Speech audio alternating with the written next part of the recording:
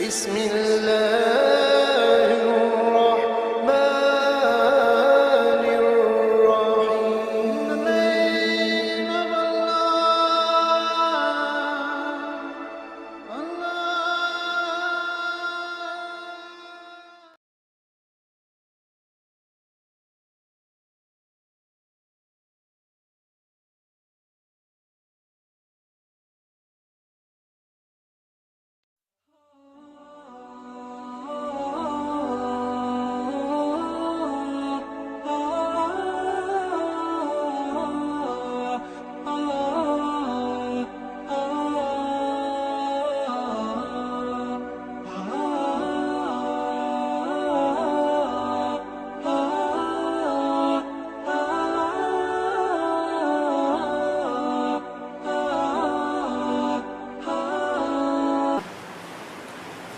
أعوذ بالله من الشيطان الرجيم. بسم الله الرحمن الرحيم.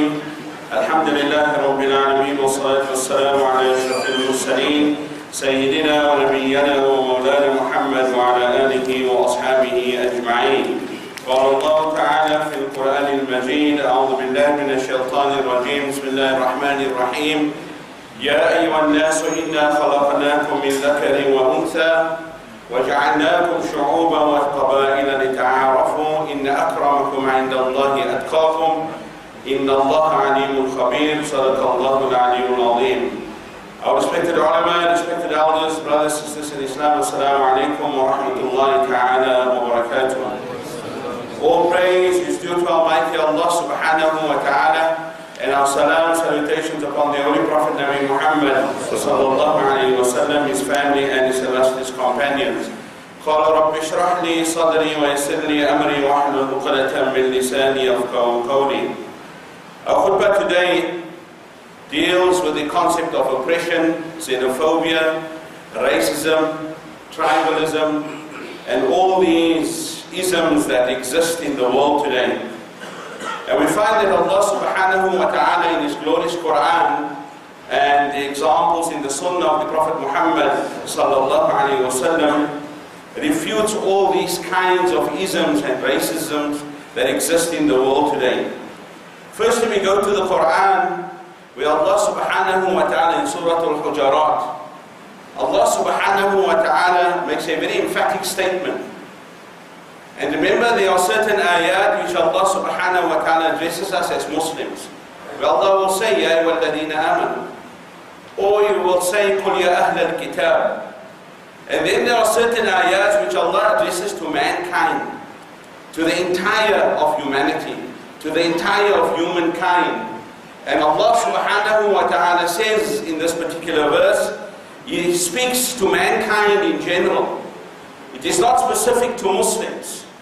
It's not specific to Christians or to Jews or to people of other faiths, nor to people of different colors or backgrounds or different nations. Allah says, Ya ayyuhan nas, that, O mankind, we have created you from a male and a female and made you into races and tribes so that you may identify each other. Now this is a very emphatic statement by Allah subhanahu wa ta'ala. Those of you who understand Surah Al-Hujarat, the few verses before that, we find that Allah mentions 6 social evils in connection with the human being and Islamic rights that exist amongst us as Muslims and non-Muslims. And then Allah sets down this particular verse, where Allah subhanahu wa ta'ala makes it very clear that in the eyes of Allah subhanahu wa ta'ala there is no distinction. Be you Muslim or non-Muslim. Understand that very clearly. Because Allah says, لِتَعَارَفُوا إِنَّ أَكْرَمَكُمْ عِنْدَ اللَّهِ أَتْقَاكُمْ. Verily, says Allah, the most noblest of you in the eyes of Allah is the one who is most God-conscious, most pious. And if you understand the word taqwa, atqakum, which I'll explain to a different level in a few minutes' time, we will then understand that Allah subhanahu wa ta'ala is trying to set our minds right, our brains, in how we deal with people from other faiths and also people from different nations and tribes. And this verse proceeds to set down the basis of all comprehensive and all-pervading principles of human equality. Because remember, the only distinction between us and another human being who does not believe in Allah is our iman. And our belief in Allah and the Quran and the Sunnah of the Prophet Muhammad sallallahu alaihi wasallam. So our minds, because our belief in Allah should have no sense of xenophobia, no sense of racism, no sense of tribalism. It shouldn't exist within us. And this principle has been laid down by Allah subhanahu wa ta'ala in the glorious Quran. Now every verse of the Quran has been revealed by Allah, which has what you call a reason of revelation. The sabab al-nuzul, why Allah revealed that particular ayah.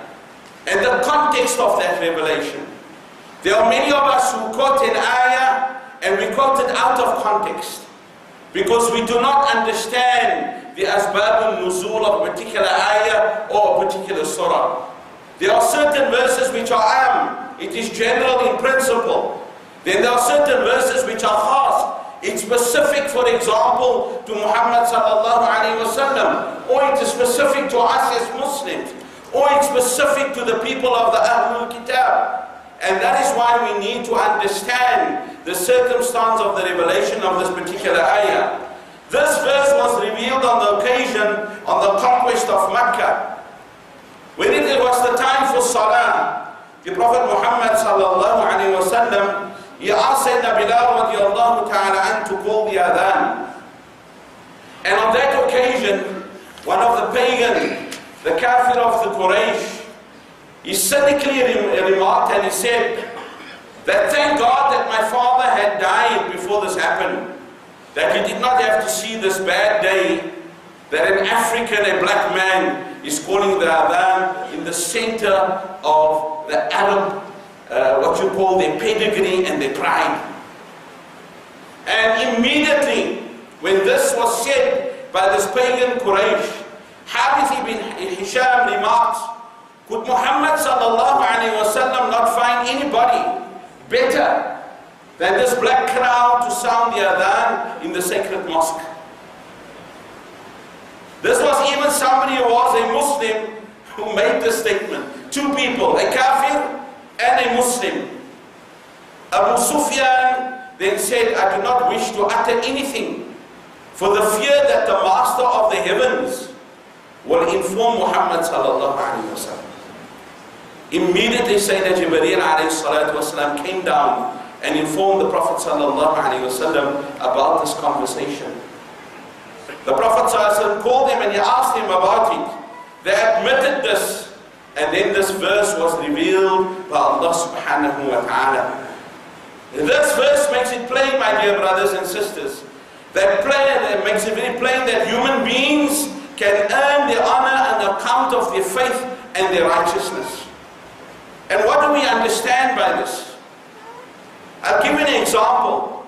A number of years ago when Mother Teresa had passed away, I was on the radio and somebody phoned in on that specific day and said to me, Sheikh, is Mother Teresa going to Jannah or Jahannam? And I was quiet. So I said, why are you asking me the question? Do you know the answer, or do you want to know the answer to justify what you are thinking?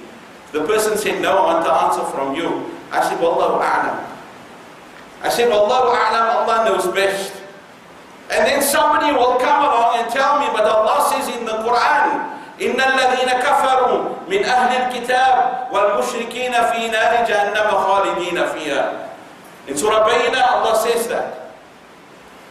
But yet, how do we know how to judge the faith and the status of someone in the eyes of Allah? And in 2-3 years after that, I met Professor Yusuf Estes, who was one of the preachers in America, who was completely anti-Islam. And then Allah caused Hidayah to enter his heart and he became a Muslim. Today he's most probably one of the most prominent da'is that you have in the world today. And he slept at my home for 2 nights in Johannesburg. And in the evening we were chatting. And he said to me, we were discussing, and I told him about this incident on the radio. So he says to me, he says, Sheikh, you know, sometimes as Muslims we are very judgmental. So I said, why? And he then said he went to visit the monastery in Calcutta, where Mother Teresa was seen to the poor. Remember, she fed the poor, Christian, Hindu, Muslim, everybody, no matter who they was, from any faith, she fed those people. And the person, the priest who was now in charge of that particular monastery or that church, wherever, whatever you call it, he was chatting to Professor Yusuf Estes, was already a Muslim. He came to give them da'wah. So this priest says, he says, I do not know if Mother Teresa was a Muslim or a Catholic or a Christian. So he says, why? So he says, every morning after they cooked the food, she instructed him that before, when you give the first dish and you're about to dish, she used to tell him, say Bismillahir Rahmanir Rahim. Who are we to judge faith? Who are we to judge honor in the eyes of Allah subhanahu wa ta'ala? We need to be very careful. Yes, we are supposed to judge in that which is apparent. But there are certain things which is not apparent to us, which is apparent to Allah. And we need to understand. And while the Muslims of India are fighting each other, she was doing the work of Muhammad sallallahu alaihi wasallam, that is seen to the poor. For the Prophet sallallahu alaihi wasallam made a dua to Allah. Oh Allah, let me live amongst the poor, let me die amongst the poor, and let me be raised up on the day of Qiyamah amongst the poor. Where would Muhammad sallallahu alaihi wasallam have been today? You think he would have been in this mosque? In the mosque where I am the Imam, all the posh masajid that we have? No. You'd have been amongst the poor. He was probably the Rasul sallallahu alaihi wasallam, who must probably been living in Langa or Kailicha or somewhere there. Don't we understand? Don't we realize that we are supposed to be doing the work of Muhammad sallallahu alaihi wasallam, but there are people of other faiths that are doing that work. But we'll come to that at a later stage. The immediate application of the verse was to Sayyidina Bilal radiallahu ta'ala, and the Prophet sallallahu alaihi wasallam said to those people, you are empty. You have no moral leg to stand on. And on the other hand, Sayyidina Bilal radiallahu ta'ala is equipped with the high moral qualities and is better and more honorable than any of you in the eyes of Allah subhanahu wa ta'ala. Then the Prophet Muhammad sallallahu alaihi wasallam, he gave in one of his ahadith, he said, and he addresses it to the people, not only to Muslims. He addresses it to all the people of Makkah, Muslims and non-Muslims, and he says that, oh people, Allah has removed from you the pride of Jahiliyyah and its arrogance. People of two types. A man who is righteous, fearful of Allah and is honorable to Allah, or a man who is sinful, wretched, and is disgraced and little to Allah. What does this mean, my dear brothers and sisters? One of the aspects of racism and xenophobia and tribalism is this whole thing of pride, of arrogance. And the first thing is, sometimes it was of the color of our skin. Sometimes even we as Muslims, even with apartheid gone, we still think that the white man is superior to us. And we need to realize that. Let's not live in a world where we live in denial. Sometimes we will do more for those people of that color than we do for our own Muslim brothers and sisters or our African brothers. Why? We think that they are better than us. They are not better than us. The way that they live, if you look at America itself, America has a major problem. It is the most decadent and degenerative society in the world today. And they are longing, the people of America are longing for some kind of leadership, some kind of guidance that takes them closer to their Creator. Why? Because sometimes we think that because they do things in a certain manner that they are better than me and you. No. We We look at their way of life. We say that that is a civilization. That's not a civilization. That is a jungle. It's worse than a zoo. If you go to America, one of my closest friends, he went over to America. He said, I'm going to take my children to America. You know why? Because, apartheid was gone, and he had this phobia, the Africans of this country is going to take over and everything. He went to America in 1 year, he came back. I said, why did you run back so quickly? He says, no, that's not for my children. I said, why? He said he was sitting in one of these, I think McDonald's or whatever. And across from them was a woman sitting with her daughter and the boyfriend of the daughter. And she was smooching and kissing her boyfriend like there's absolutely no shame or whatever in front of her mother. Now, not even married. So the mother tells her, don't you have some sense of shame? It's non-Muslim. So the daughter turns around and says to her, why don't you shut up? Who are you to tell me? You can't stop me. I'm over 18 years old. And if you want to do anything to me, I'll report you to who? To the cops. Who does it today? Some of our own children also, by the way. They want to walk out and do whatever they want to because that's the law of the country. When he saw this, and he saw his children observing this, he realized that he needs to come back and live in the society in which he grew up. What does this mean, my dear brothers and sisters? Let us not think that that country or any of these European countries is civilized in any way. They're worse than baboons, let me tell you that. They live a life which is totally contrary to human nature. And their pride disallows them from coming to knowing that the truth is the Quran and Sunnah of the Prophet Muhammad sallallahu alaihi wasallam. The joke is upon them. They had this another thing in America where they killed two of our Muslim brothers, whatever the case may be, because of the cartoons or whatever the Prophet Muhammad sallallahu alaihi wasallam. There is what you call a flip side to this. More and more Americans are actually buying the Quran and buying biographies of the Prophet ﷺ and becoming Muslim. And they don't know how to cope with it. That is the flip side of it. But be that as it may, pride, my dear brothers and sisters, is something which is destroying us. Arrogance is destroying us. And one of the things that the Prophet Muhammad ﷺ destroyed in his lifetime was the sense of arrogance that the Quraysh had. The Quraysh had an immense amount of arrogance. And because they were the tribe of the Quraysh, they had the sense of tribalism. And the Prophet ﷺ immediately destroyed it. Before the Prophet ﷺ had passed away, they were going to go into a battle and he appointed Usama, a young man not from the tribe of Quraysh or any of the prominent tribes, to be the leader of the army. Some of the Muslims objected, some for valid reasons, some for non-valid reasons, only because he was a young man and he was so-called black.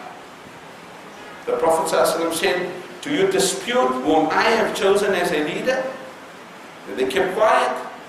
What did the Prophet ﷺ want to do? He wanted to destroy all vestiges of tribalism and racism within the Muslim Ummah at that time. And that is why he said in his last sermon that no Arab is superior to a non-Arab, and no non-Arab is superior to an Arab. We are all equal in the sight of Allah.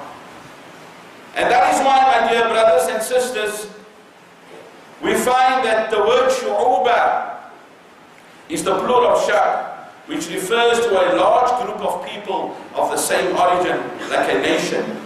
Then it consists of clans and tribes. The largest group in this arrangement is called a sa'ab, and the smallest is called a shira. And that is why one of the great scholars of Islam, he says that the Arabs, they have a very sort of distinctive attribute of being very proud of their lineage and their origin. But the Prophet ﷺ told them, Allah says in the Quran, we all have one origin. What does Allah say? وَلَقَدْ كَرَّمْنَا بَنِي آدَمَ. Indeed, I have honored all the children of Adam. We are honored. Allah has honored us, each and every one of us. I want to give you an example, my dear brothers and sisters. Even in our Islamic practices, in the way that we think, sometimes, and I'm not saying everybody thinks the same way, we're even racist. I'll tell you why. In the majority of the masajid in the whole of South Africa, most of the people that are the bilals of those masjid has to be somebody from black origin. Because we consider the job of a bilal to be something very small, something very lowly. Me and you, including myself, we will not allow our sons to be the bilal of a masjid because we consider it a lowly thing. And yet the Prophet Muhammad sallallahu alaihi wasallam says, on the day of Qiyamah, the people who are the bilals and the muaddins of the masjid, they'll have the longest legs looking into the Jannah of their place in Jannah. Do you know, my dear brothers and sisters, the Arabs, Saudi Arabia, with all their racism, with all their, I'll explain how their xenophobia also works. I'll give you an example later on. The bilals of the two harams, do you know who they are? The ruling of the Sharia is that the muazzin of a masjid must be capable of leading the salah, number one. He must be an alim in his own right. For if anything happens to the imam, he must be capable of being an imam. In fact, the Sharia says he mustn't know less than 10 juz of the Holy Quran ajazah. He must be a qualified alim. And all the muazzin of Makkah and Medina are old ulama of those particular areas who give the adhan. Do you know that, my dear brothers and sisters? Can you see how racist we are? Even when we employ people to give them honorable jobs, we wouldn't even allow our children to do so. My dear brothers and sisters, if we look at xenophobia and religious xenophobia, it exists in a large amount amongst the Muslim Ummah. Leave alone what has happened here in South Africa. When we speak about religious xenophobia, you find that sometimes we belong to different sects within our Muslim community. We have the Salafi, you have the Wahabi, you have the Brayvi, you have the Diobandi, you have the Hanafi, the Hanbali, the Shafi, whatever the case may be.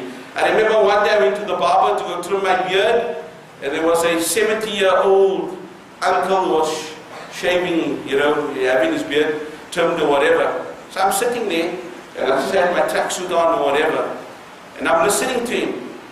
So he says, at the age of 70 years old, if your mind is not right, then when is it ever going to come right? So he's sitting in there and he's telling the barber man, who's also a Muslim, where you come from? He says, no, from Pakistan. He said, what madhab you follow? He says, Hanafi. He said, oh, you Hanafis are all mad. I wouldn't follow a Hanafi imam. So I'm looking at him and I started laughing. I said, I didn't want to say anything. In my mind, I said, I hope Allah subhanahu wa ta'ala gives him hidayah before he passes away, that his mindset has changed. Religious xenophobia is, my dear brothers, when we disagree with each other, it's a fear of the other. It's a fear of a person who disagrees with you, who looks different to you, who thinks differently to you. And it's a fear because you don't understand that human being. And we don't realize it comes from Allah. Allah says in the Quran, Allah says, I would have made all of you one nation, and I would have made all of you Muslim. But Allah says, no, I wanted to create that diversity. And Allah says, I've given you aql, brains, to think. And Allah doesn't stop anybody from thinking. Allah allows free thinking, within limits obviously. But we need to understand, a number of years ago I could remember, in Johannesburg, some people wanted to celebrate Mawlud. The other party said no, they come and they big fight about Mawlud and somebody was killed. Isn't that religious xenophobia? Isn't that something that we should be upset about? We are going to be disgraced by Allah. We need to think about it. And then if you think of the racism that happens in our community, in the Muslim community, we are still faced with it. We are still faced with it. You know, you have Slamsa and Moora, and you have the African, you have Kafir, you have this and that. Sorry to be so blunt about it. Where does this come from? And that is why my late cousin who passed away, HAMDULAY, he said, apartheid will be gone from the law of the country. It's going to take another 100 years for apartheid to go away from the minds of people. And we are still living like that. All these terminologies and all these things still exist within our hearts and our minds. One day the Prophet Muhammad sallallahu alayhi wasallam, he was sitting with Sayyidina Bilal radiallahu ta'ala, Salman al-Farsi, and many of the other Sahaba radiallahu ta'ala came from different countries. They looked differently, they dressed differently. They were all sitting in the Masjid Nabawi. And one of the Quraysh who had just embraced Islam, I can't get to his name, he walked in and he looked and he said, you know, are these the people of Islam? But he says it loudly. He addresses, and who's sitting there? Muhammad sallallahu alayhi wa sallam. The Rasul turned around and got so angry. He got so angry and he said to him, do you call yourself a Muslim? Allah subhanahu wa ta'ala has destroyed all vestiges of tribalism. And remember, my dear brothers and sisters, the cause of the split of the Muslim Ummah from the time of Sayyidina Uthman was asabiyah, was tribalism. Because we find that they did not want the family and the tribe of the Prophet ﷺ to be the dominant tribe, as they would call it, the Hashemites, or the Abbasids, and the Umayyads wanted to take over. And because of this tribalism, the entire Muslim Ummah had become split and it was destroyed. Otherwise, still today, it would have been the most powerful force in the world. And that is why the Prophet Muhammad ﷺ said, once the sword is going to be lifted in my Ummah, it will never be put down. And that is exactly what is happening. My dear brothers and sisters, Allah subhanahu wa ta'ala makes a very, very emphatic statement in the glorious Quran. And this ayah, it scared me because of the kind of behavior that we have. Allah subhanahu wa ta'ala says, وَلَا تَكُونُوا مِنَ الْمُشْرِكِينَ مِنَ الَّذِينَ فَرَّقُوا دِينَهُمْ وَكَانُوا شِيعًا كُلُّ حِزْبٍ بِمَا لَدَيْهِمْ فَرِحُونَ. Allah says, it does not behove you to become like mushriks, divided amongst yourselves into different sects, rejoicing in that which is with it. What does Allah subhanahu wa ta'ala say? If you create problems amongst yourselves in connection with your iman, and part of iman is not to be a racist, to be equal to another Muslim. Every Muslim, every human being, we are equal to each other in the sight of Allah. Our a'mal salihat is what is going to differentiate. And we need to understand that. And Allah says, in our Islam, then you will be counted as a mushrikun and not a muwahidun, or Muslims, because you are divided. Each group and sect will say, I alone am right and all the others are wrong. And don't you find that in the world today? My dear brothers and sisters, we then have racism and xenophobia in the world today. A few years ago, George Bernard Shaw, he said, and he warned the European nations, and he said that a time is going to come when the wave of Islam is going to come over Europe and you won't be able to cope with it, and Islam is going to take over. And alhamdulillah, Europe, you would find that there is a masjid most probably in every city, in every part of Europe. They don't know how to cope with it. In 1999, there were only about 11 million Muslims. Today, there's over 20 million Muslims over there. But xenophobia is there. They have this kind of fear for Muslims. They have this fear where a Muslim is a second-class citizen. A Muslim cannot have the right, he cannot own land, he cannot buy a house, he cannot do this, he cannot do that. And this is the same kind of thing that we have here in South Africa. And then we come to the Muslim nations in the Middle East. You find that our Muslim brothers and sisters are working, for example, in Saudi Arabia, which is supposed to be the bastion of Islam. Makkah and Medina is situated in Arabia. The worst racists in the world are the Saudis. If you're not a pure-blooded Saudi, you cannot own land or whatever in Saudi Arabia. That's number one. Number two, even amongst their family, one of the uncles was a very prominent kind of figure in the Saud family. They won't give him a position of absolute power. You know why? Because his mother is not an Arab, his mother was a Yemeni woman. So he's not a pure-blooded Saudi. Xenophobia, racism, all over again. And what is sickening is that we Muslims are saying to ourselves that is what is happening in Yemen. They're bombing and killing children and women outrightly under the guise of saying they need to protect the two harams. That's the bluntest lie that you can ever see, my dear brothers. The only reason why they're attacking Yemen, because there are natural resources that have been found there. They have found out that Yemen has got millions of tons of oil and natural gas, and they want to take over Yemen. And who takes over it afterwards? And they're only doing the dirty work of who? Of America and Israel. Have you ever thought about it? And what are they doing? What is that? That's xenophobia. They're killing off their own Muslim brothers and sisters. And that is why the Prophet Muhammad sallallahu alaihi wasallam in his lifetime, he was one day making a dua. And he made a dua to Allah to give honor and protect the people of Yemen. And he then made a dua for the people of Syria. And then they asked the Arabs who were sitting there, they said, Ya Rasul sallallahu, what about Najd?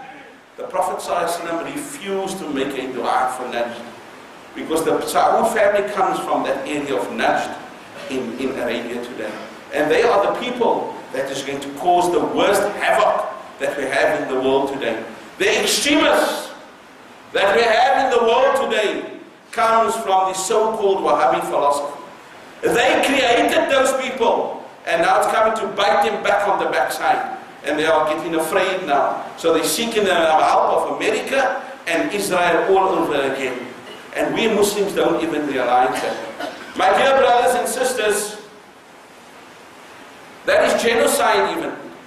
And what we don't realize, this is the same kind of thing that not only the so-called African people are doing it, of the African brothers here in this country.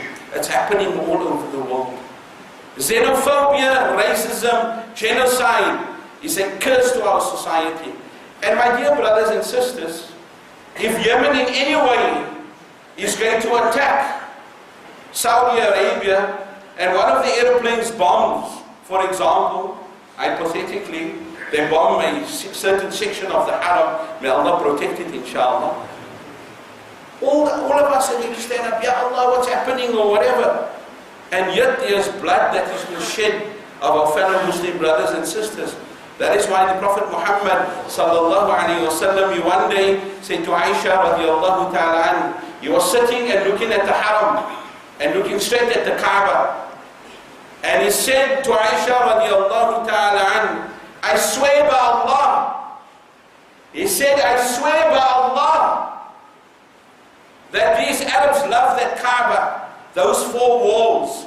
If Allah had instructed me, I'll even throw it down. For I swear by Allah that the honor and the blood of a Muslim is more sacred to Allah than the Kaaba itself. Now what does that tell us, my dear brothers and sisters? Let's set our minds, the culture of our minds straight. The people that practice the most racism and xenophobia, my dear brothers and sisters, is who? Is the Jews. The Jews set the highest level of racism and xenophobia. If you look at the news now, they're killing off their so-called Jewish black brothers in Israel itself. They're doing it. Alright? But yet you do get, alhamdulillah, you get good Jews. You get very good Jews. Not every Jew is a Zionist. Unfortunately, every Zionist is a Jew. And one of the Jewish scholars, his name is Menachem Mendel of Kotsk. He stays over in Europe. And whatever I've said here today, if you take one bit, alhamdulillah, may Allah subhanahu wa ta'ala guide us all. But he makes a very emphatic statement, and I want you to listen to it. If it's the only thing that we learn today, alhamdulillah, and he says, if I am I, because you are you, and you are you because I am I, then I am not I, and you are not you. Do you understand it? Maybe you need to think about it. Because remember, at the end of the day, we are all human beings in the sight of Allah. And the Prophet Muhammad sallallahu alaihi wasallam, he practiced this. One day he was sitting in one of the streets of Medina, and a janazah came past, and the Prophet sallallahu alaihi wasallam stood up out of respect for the janazah. The Sahaba were still sitting. They said, Ya Rasul sallallahu alaihi wasallam, why are you standing up? It's only a Jewish janazah of a Yahudi. The Prophet ﷺ said, is he not a creation of Allah? And we need to think about it. We need to seriously think about it. The one other thing that I want to clear up very quickly, because we don't have the time, there's this kind of fallacy amongst the Muslim community, that sometimes when our children, our sons or our daughters gets married to somebody who has come into Islam, be it a Christian girl or a Christian boy, they embrace Islam. And then we tell them, there's something sick on their minds, you know that. I don't know where it comes from, Muslims to think like that. You know, I had a young boy and a girl who came, I taught the girl, she's a Muslim girl. She wanted to get married to this boy who was first a Hindu, and he embraced Islam and he wanted to get married. So he says, Sheikh, I have a serious problem. I said, what is it? He came to my home. He says, no, I want to get married to and everything, and I've become a Muslim. So I said, okay, so what's the problem? He says, then I'd rather leave Islam and not get married to her. Because everybody is telling me once I get married to her, I cannot look at my mother and take care of my mother. There's some of you that think that, isn't it? That is not Islam. In the time of the Prophet sallallahu alaihi wasallam, and you're going to go to Surah Mumtahina, and you're going to study the entire Surah Mumtahina, that the daughter of Sayyidina Abu Bakr radiallahu ta'ala an, Asma bint Abu Bakr, her mother is not the same mother of Aisha radiallahu ta'ala an, they're two different mothers, the same father. Her mother, who was still a mushrik, came to visit her in Medina to Munawwara. And she didn't know how to react, because she didn't know what the law of Allah is stating here. And immediately Allah subhanahu wa ta'ala revealed in the Quran, in Surah Mumtahina, and the Prophet ﷺ said to her, welcome your mother, feed her, and ask her what her needs are, and always take care of her. Now who are we to tell a person to break off from his or her mother or father? There are certain limits within that. But the Sharia does not tell you that every Christian, every Jew, every Hindu, or whatever the case may be out there, is an enemy of you. There's a concept which is known as min dun al-mu'minin, that you are allowed to have certain relationships with them within the bounds of the Quran and Sunnah. And if they live in peace with us, then we also live in peace with them. And that is the Quran and Sunnah. And when our daughters, our sons bring somebody from another faith who wants to embrace Islam, then allow them. And nothing stops that girl's father or that boy's father from sitting there to witness the nikah. Because who doesn't say when Allah is going to give hidayah? Not me and you. That is only the right of Allah. May Allah subhanahu wa ta'ala bless and guide us all, inshallah. Wa alayna illa al-balagh.